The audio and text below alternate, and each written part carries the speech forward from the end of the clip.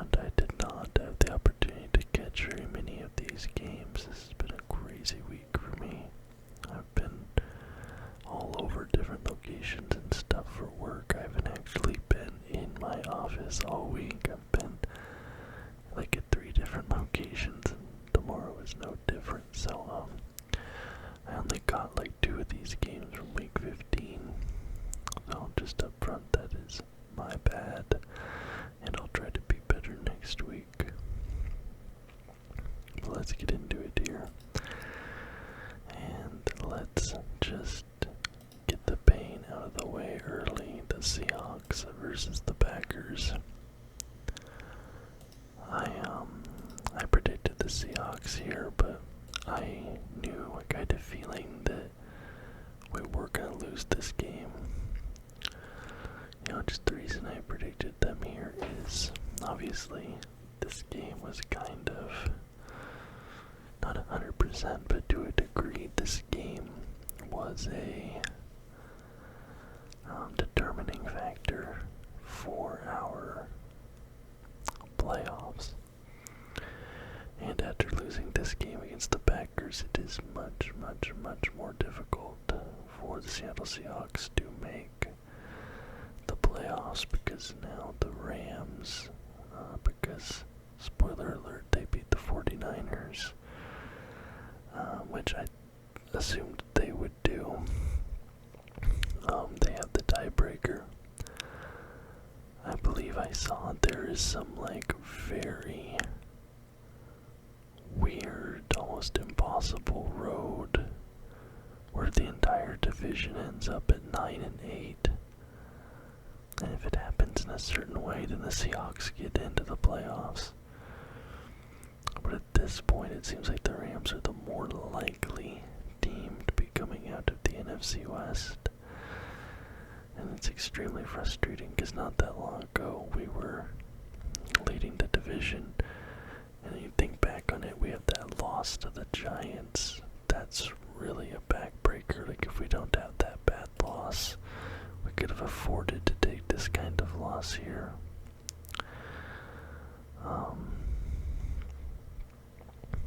But the Packers win this game at 30-13.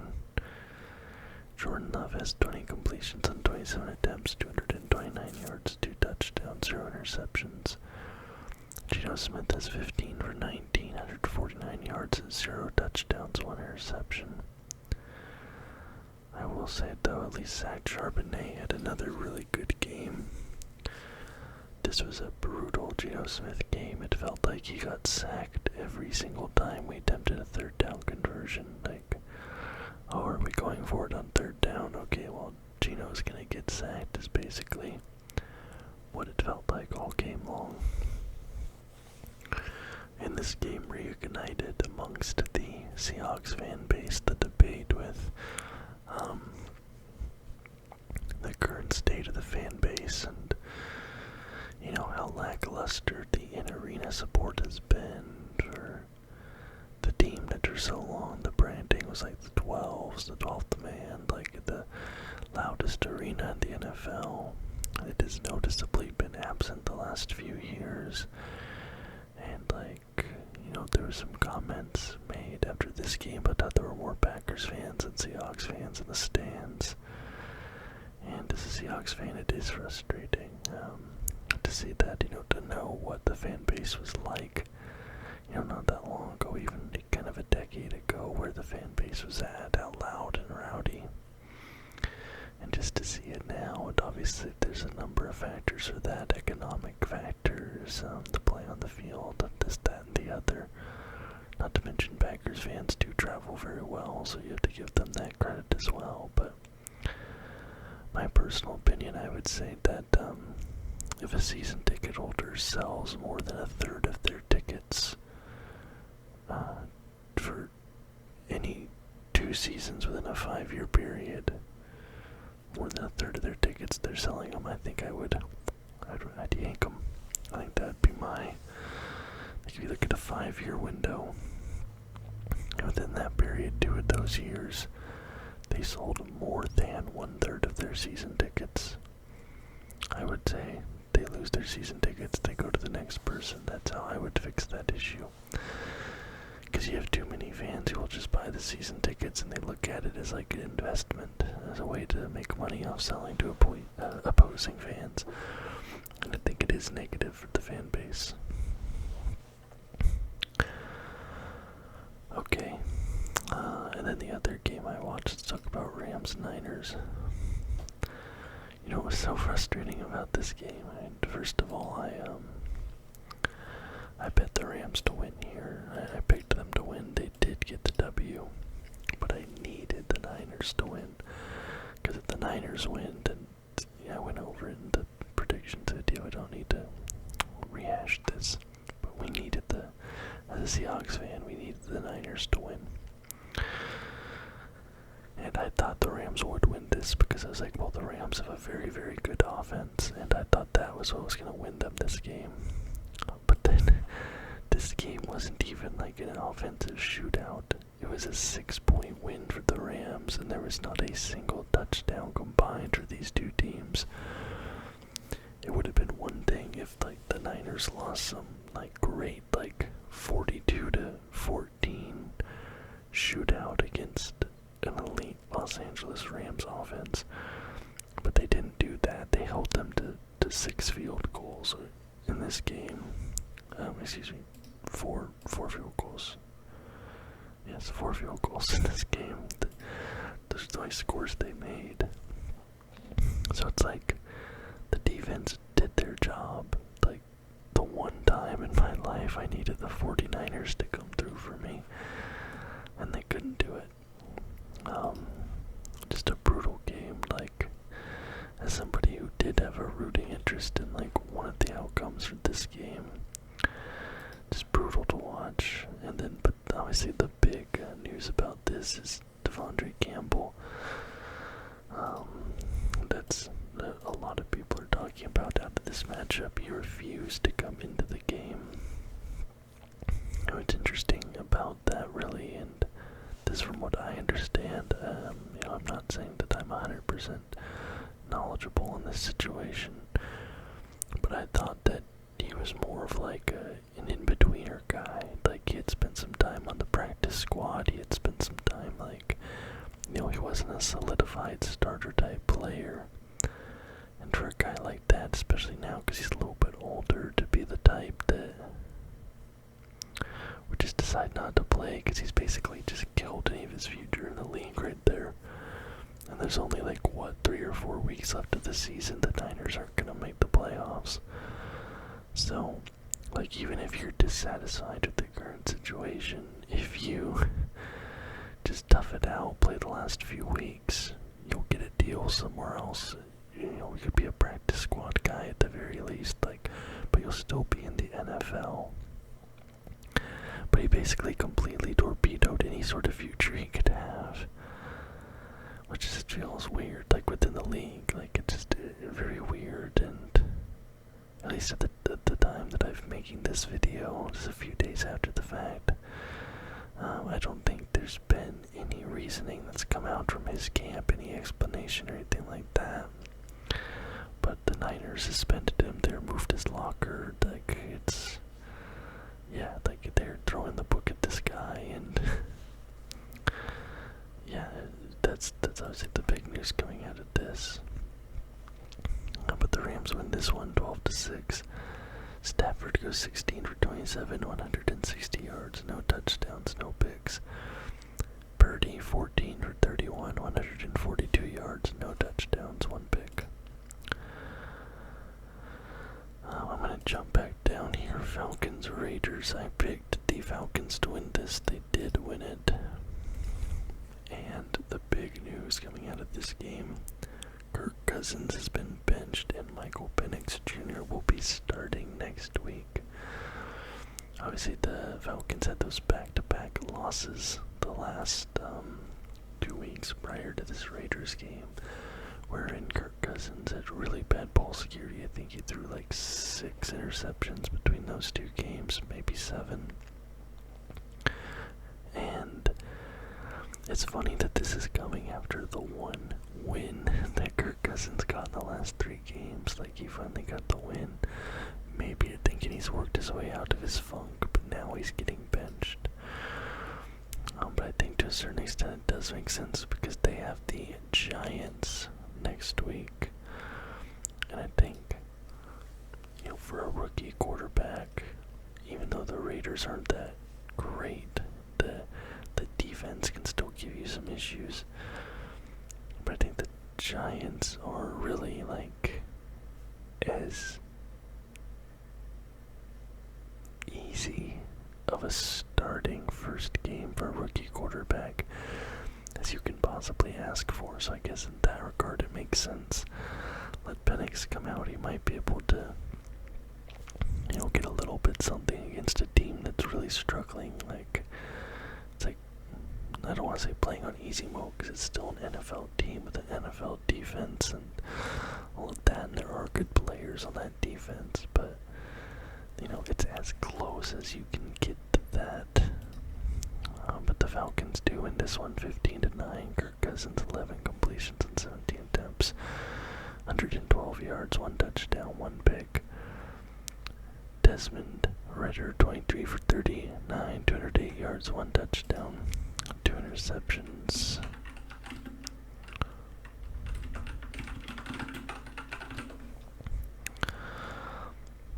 Okay.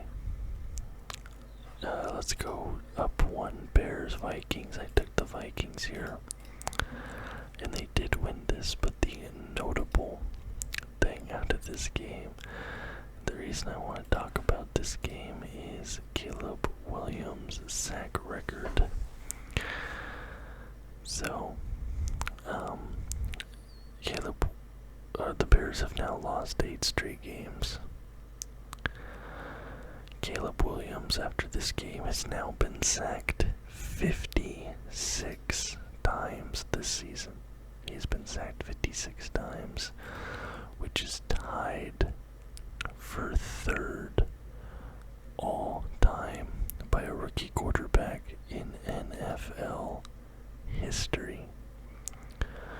There's only 2 quarterbacks ahead of him. Now he's been sacked 57 times. There's only 2 quarterbacks ahead of him who have been sacked more. Bryce Young was sacked 62 times his rookie season. So he's only 5 away from tying Bryce Young last year. And then David Carr was sacked 76 times, so he's 19 away from that. I don't think he'll get the record. I don't think he'll get 19, but he could surpass Bryce Young. And it's crazy to me that we've seen this 2 years in a row now, where teams will invest in these new quarterbacks, thinking that will fix their team,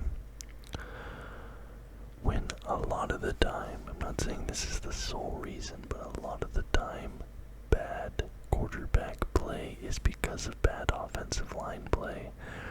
And if you're not investing in your offensive line, and you're just running out this new rookie quarterback, you are going to ruin them. They're going to get injured. Look what happened to Joe Burrow his rookie year.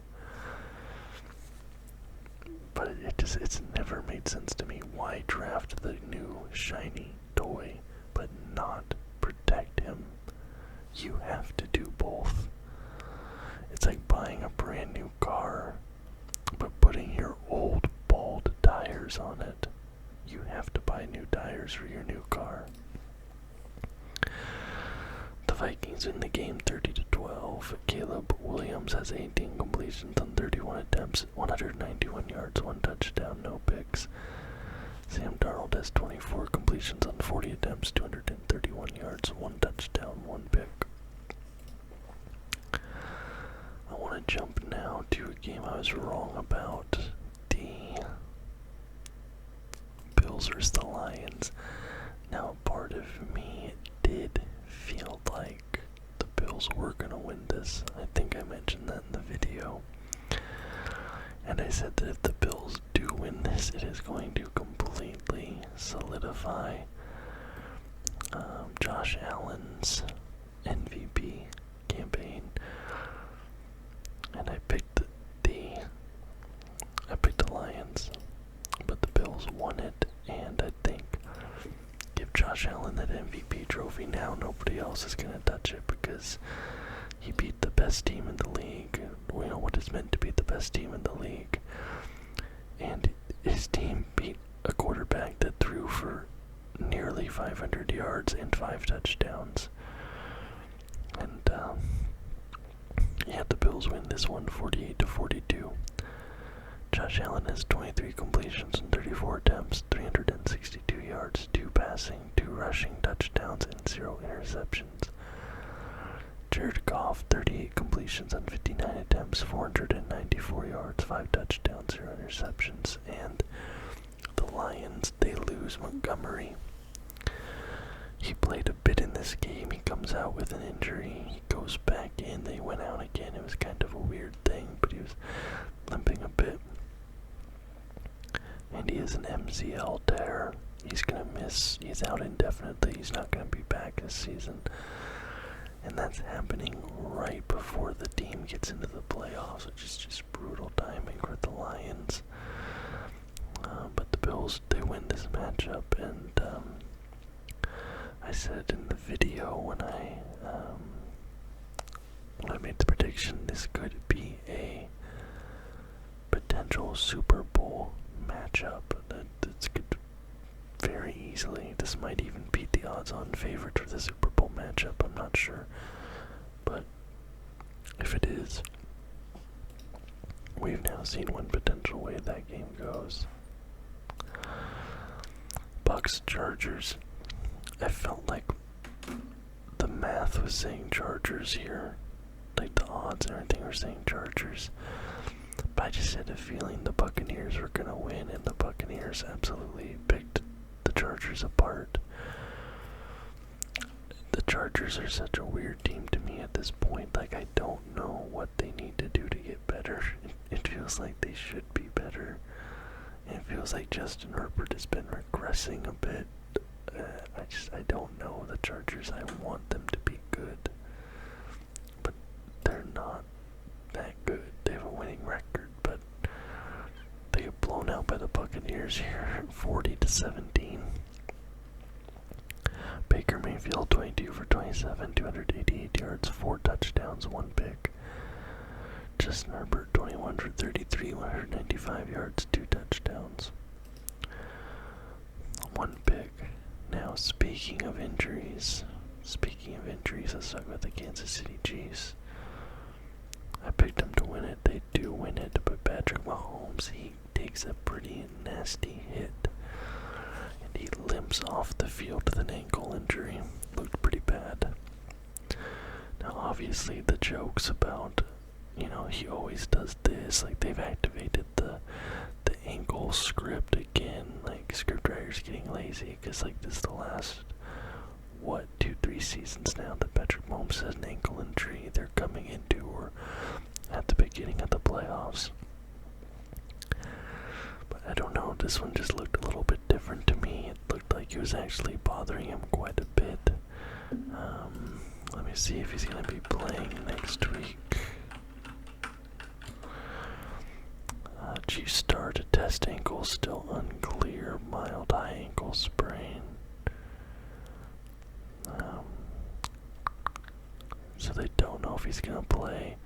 I imagine he'll probably sit next week. I don't think the Chiefs are in any fear of losing that top spot in the AFC West. They still only have 1 loss though, so that, protecting that, keeping that bye week, not losing it, that might be important to them, but we'll see. 21-7 is the final score in favor of Kansas City. Patrick Mahomes, 19 completions on 38 attempts, 159 yards, 2 touchdowns, no picks. Jameis Winston, 16 for 25, 146 yards, 0 touchdowns, 3 interceptions. And going into this Jameis Winston takeover, I was really like, maybe Jameis will be the starting quarterback in Cleveland next season. quarterback, so he's pretty quickly played himself out of that consideration, I feel like. Dolphins, Texans, I picked the Dolphins here. I thought they just had more momentum at the time. The Texans have been struggling a bit, but the Dolphins struggled a lot here. Tua Tagovailoa, 3 interceptions this game. Texans win it 20-12. Tua, like I said, 29 for 40, 196 yards, 1 touchdown, 3 picks. CJ Stroud, 18 for 26, 131 yards, 2 touchdowns, 0 interceptions.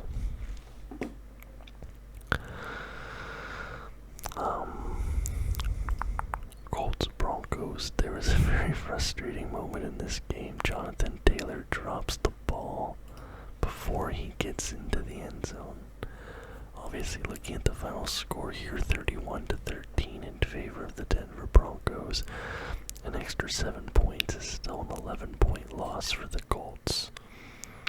So I don't blame their loss on that, of course, but still extremely, extremely frustrating. But I did pick the Broncos to win, and they did.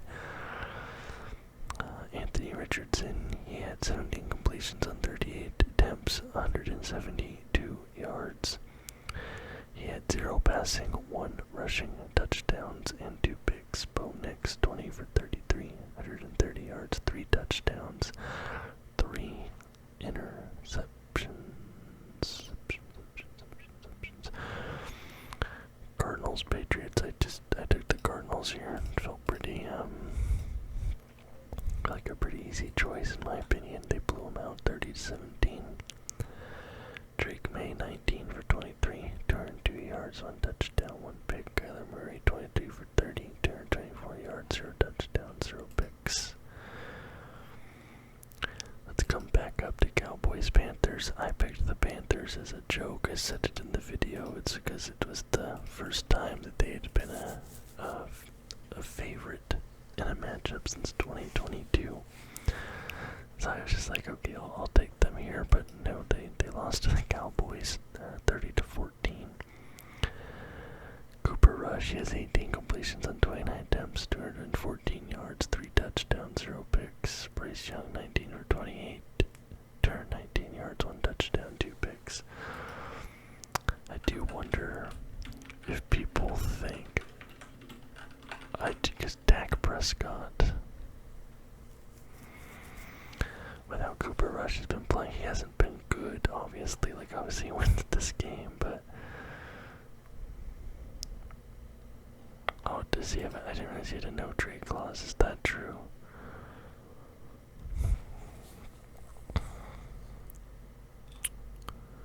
Does he have a no-trade clause? Wow. Yeah. Alright. Well, never mind. He's not gonna get traded then. Bengals Titans. I picked the Bengals. They win this one. That's not a color I use. They win this one by 10. 37-27. Is the final score there. Joe Burrow, 26 completions on 37 attempts, 271 yards, 3 touchdowns, 2 picks. Mason Rudolph for the Titans, 21 for 26, 209 yards, 2 touchdowns, 1 interception. I see Will Levis had a pick 6 go against him.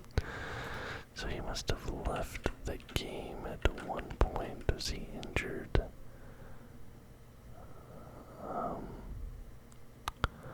Oh, he's being benched. Okay, so I'm assuming that pick 6 just caused a... Okay, Titans bench Levis after 3 INTs, including pick 6. So Mason Rudolph now has the starting spot. So Will Levis might be done so. Alright. Commanders Saints. I took the Commanders. Commanders get the W. 20-19 in their favor. Jaden Daniels, 25 for 31. 226 yards, 2 touchdowns, 0 interceptions. Spencer Rattler, 10 for 21. 135 yards, 1 touchdown. interceptions. Jets, Jags. I thought the Jets would win. They do win. Aaron Rodgers wasn't going to lose on the week of his Netflix debut, let's be honest. Speaking of Aaron Rodgers, 16 for 30, 289 yards, 3 touchdowns, 0 picks. Mac Jones, 31 for 46, 294 yards, 2 touchdowns, 2 interceptions. Ravens, Giants, I think me along with everyone else in the world took the Ravens. They blew out the Giants 35-14 by more than the 16.5 points they were favored by, which the 16.5 point favorite was the largest favorite this season in the NFL, and the Ravens actually won by more than that. I imagine a lot of people bet the under on that line. That's very funny. Lamar Jackson, he had 21 completions on 25 attempts, 290 yards, 5 touchdowns, 0 picks, all passing touchdowns as well. Tim Boyle, 12 for 24, 123 yards, 1 touchdown, 1 pick. And finally, the big game of the week, the Battle of the Titans. I took the Eagles in this matchup, and the Eagles did win it 27-13 over the Pittsburgh Steelers. Russell Wilson had 14 completions on 22 attempts. He had 128 yards, 1 touchdown, 0 interceptions. Jalen Hurts had 25 completions and 32 attempts, 290 yards, 2 passing, 1 rushing touchdowns, and 0 interceptions. So that was my week, a pretty good week. I was 12 for 16. And 12 for 16 puts me at 12 divided by 16. 75%. That's, I think, my best I've had all season. So, we are 146 for 224. So we do 146 by 224. We're at 65%, so we're climbing. We gained a percentage point there.